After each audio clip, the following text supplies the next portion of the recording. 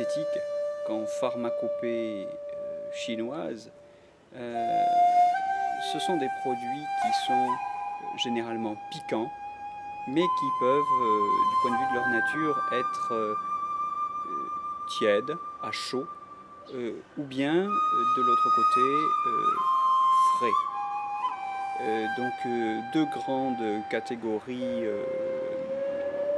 d'aliments et de substances qui sont en quantité très différentes, hein, puisqu'on a beaucoup plus de produits piquants tièdes ou chauds que de produits piquants frais. C'est principalement au changement de saison, à l'automne, qu'on utilise ces produits, à l'automne éventuellement aussi au printemps, disons dans les grands moments de transition, parce que ce sont des moments où les stagnations d'énergie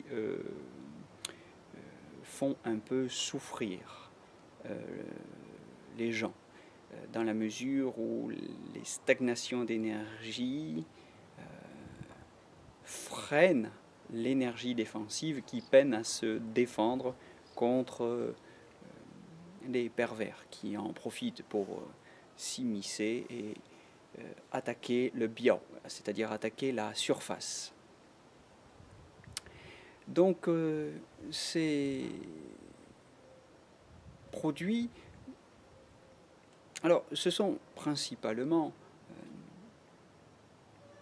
en pharmacopée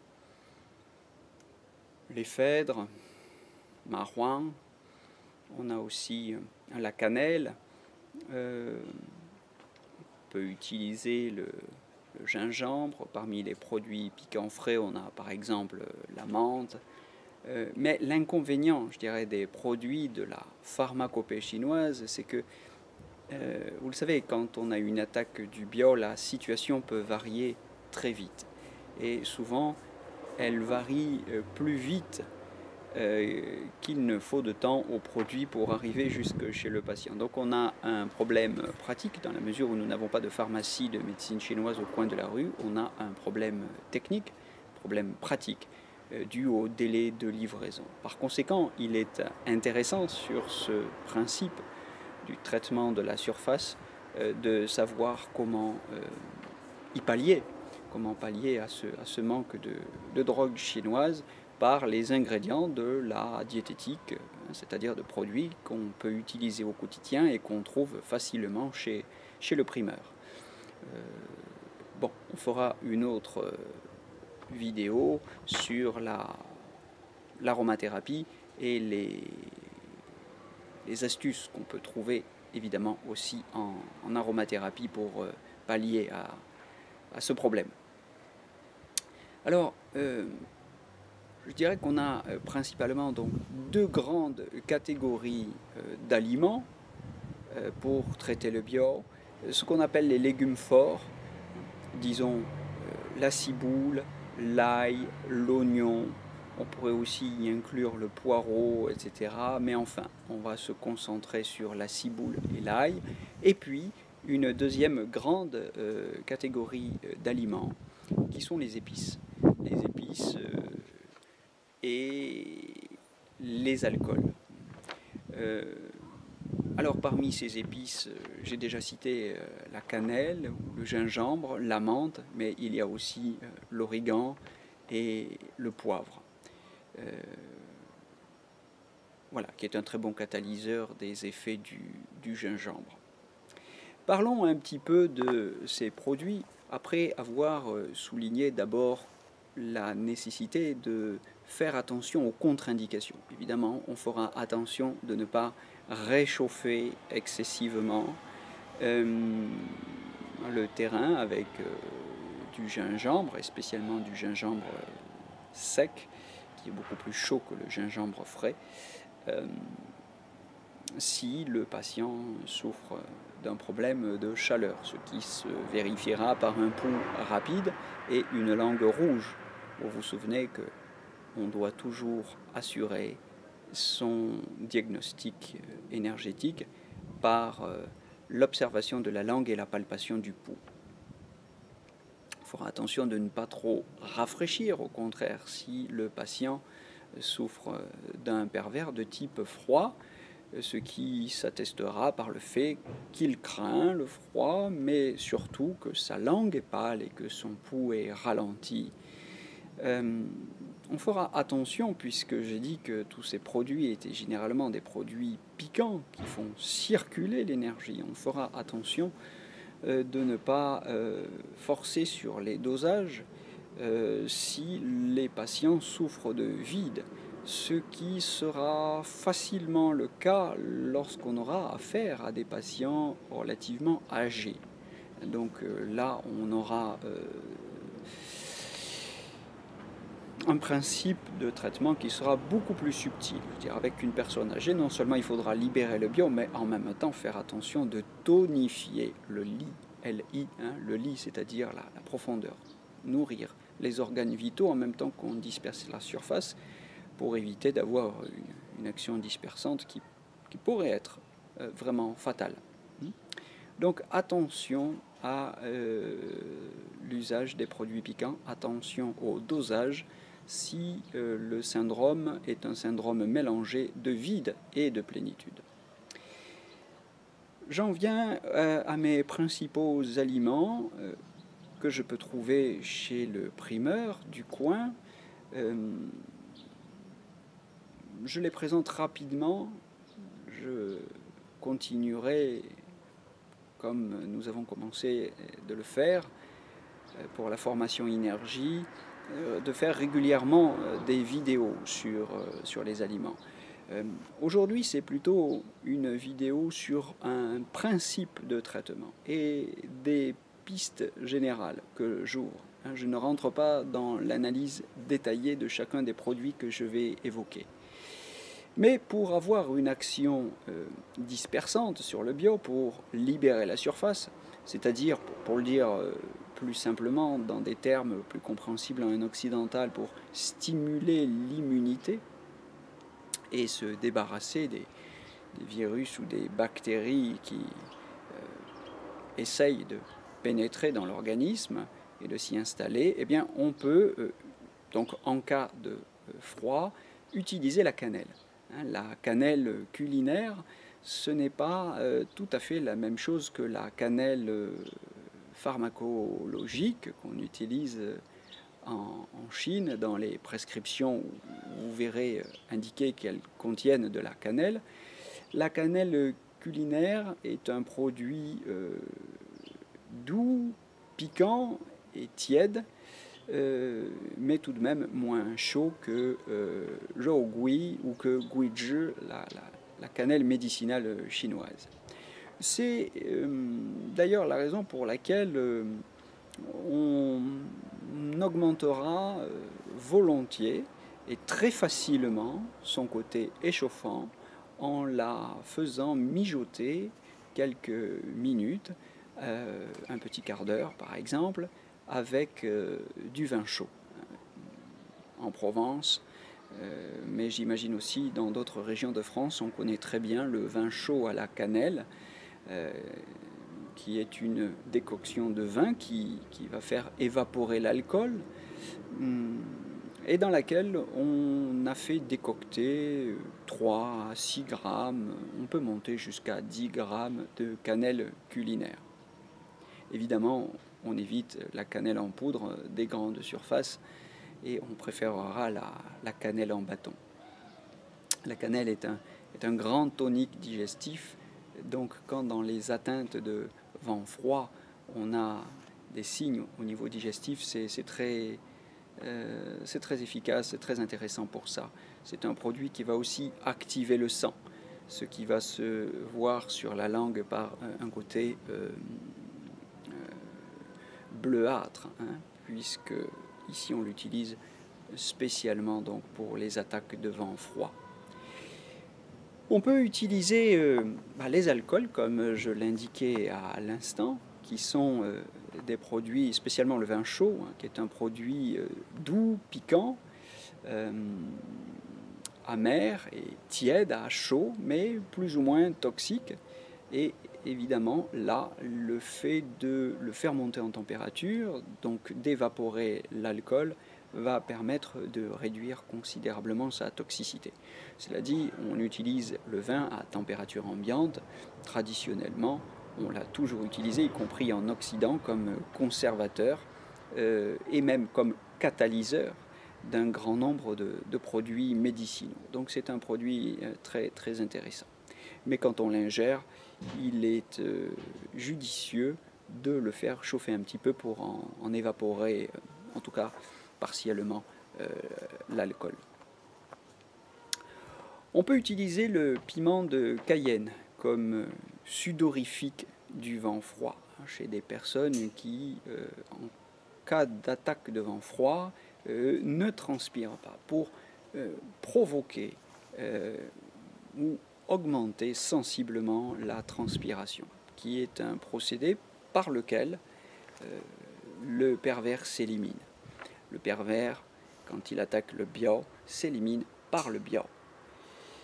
C'est un asséchant de l'humidité, le piment de Cayenne, donc il est très intéressant quand ces attaques de vent froid sont accompagnées d'une sensation manifeste de lourdeur, notamment au niveau de la tête, quand le patient se plaint d'avoir comme la tête dans un torchon humide.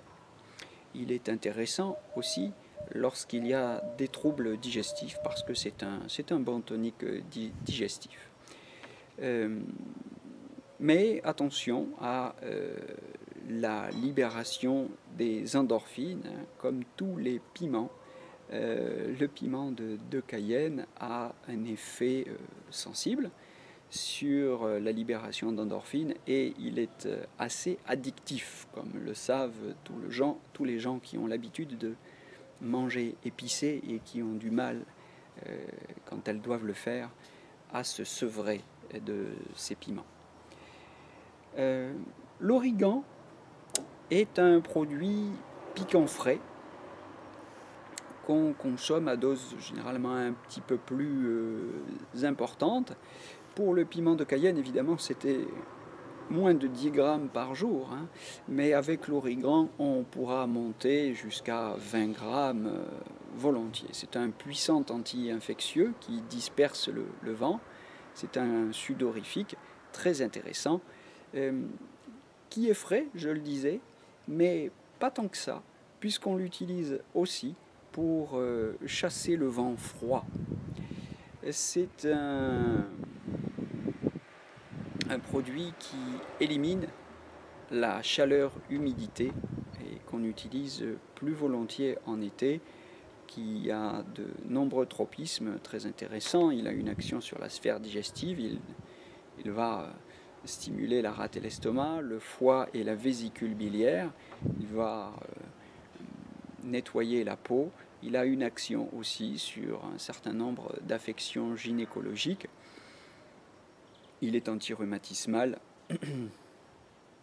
mais attention, si vous l'utilisez en huile essentielle, c'est un produit dermocaustique, donc n'en mettez pas une goutte sur le dos de la main comme on le fait généralement avec les huiles essentielles, parce que si vous faites ça 4 à 5 fois par jour, vous allez très vite avoir la peau qui pique. Donc attention si vous l'utilisez en huile essentielle. Pour les huiles essentielles, et afin de libérer le bio, on utilise toutes les huiles essentielles anti-infectieuses, mais comme je l'ai dit tout à l'heure, j'en reparlerai. J'évoque simplement le Ravinsara, qui est évidemment, et l'eucalyptus radiata, auquel il faut penser tout de suite. Mais j'y reviendrai. Parmi les grands produits piquants frais, je continue sur ce chemin-là, les piquants frais. Donc on utilisera plus volontiers en été, quand on a pris un coup de chaleur, eh bien, il y a la menthe. La menthe qu'on peut utiliser à bonne dose, la menthe poivrée, Boche. On peut toujours utiliser la menthe ordinaire, mais la menthe poivrée a un effet plus intéressant parce qu'elle est plus piquante, justement. À 20 grammes par jour, c'est un produit a une action thérapeutique. C'est un sudorifique assez puissant, un anti-infectieux qui permet de lutter contre les attaques de vent-chaleur, un anti-inflammatoire très connu.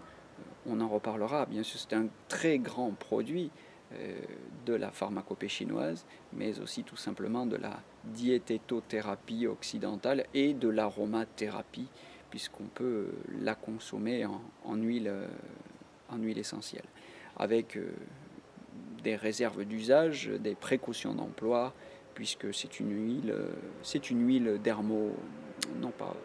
dermocaustique, mais neurotoxique, attention. Bon, on la consomme volontiers dans le désert. Hein. Tout le monde a entendu parler du thé vert à la menthe qu'on consomme dans le désert. Et ce n'est pas un hasard, puisqu'elle a un effet rafraîchissant, même quand elle est consommée chaude, après infusion. C'est même cet usage-là qui permet d'optimiser son effet rafraîchissant pour éviter d'avoir ou de subir des chocs thermiques. Évidemment, je déconseille de consommer de la menthe poivrée dans un thé vert glacé, par exemple, comme on en trouve aujourd'hui dans toutes les grandes surfaces, mais c'est un contresens parce que ce n'est pas parce qu'on boit glacé qu'on va avoir une action positive, un effet véritablement dispersant sur les pervers qui viennent envahir le bio. Bien, pour une raison simple, c'est que si on ingère, si on absorbe ces boissons à une température qui est beaucoup trop basse, le choc thermique oblige le corps à réagir. Et cette dépense d'énergie du corps pour réchauffer avant de pouvoir repartir en guerre contre le pervers qui est venu nous envahir, eh bien cette dépense d'énergie est préjudiciable, évidemment.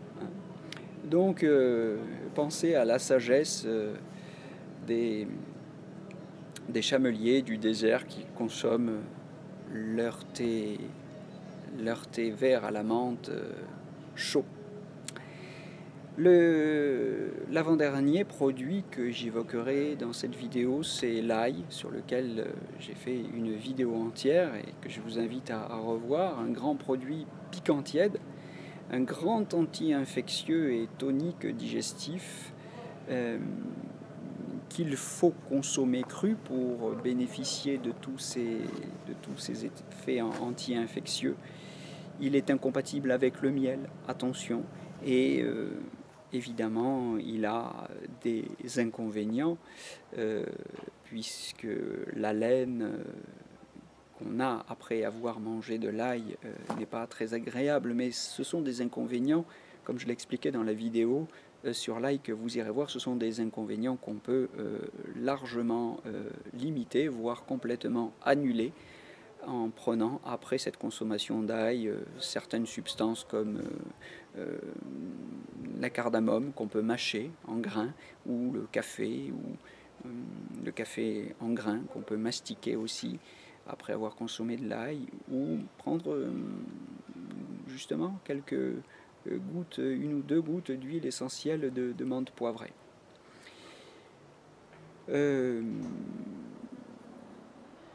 C'est un produit qu'on fait volontiers décocter dans du vinaigre de cidre